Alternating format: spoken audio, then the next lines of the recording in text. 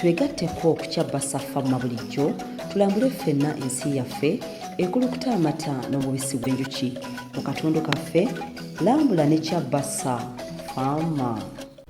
Omukutu gw'amazzi ogwa Kazinga Channel gwe gumu ku byobulambuzi mu ggwanga lyattu Uganda.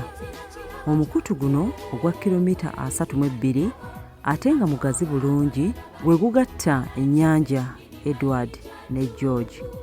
Omukutu guno ogwa Kazinga Channel oyinza okugamba nti guli wakati mu ddundiro ly'ebisolo erya Queen Elizabeth National Park erisangibwa ebugwanjuba wa Uganda.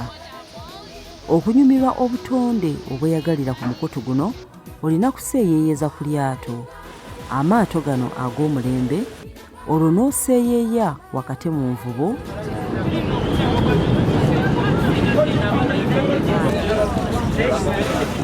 goonya n'embogo ku lukalu nga kuno kw'ossa n'obunyonyi obw'enjawulo. Lambula ne kyabasa famma.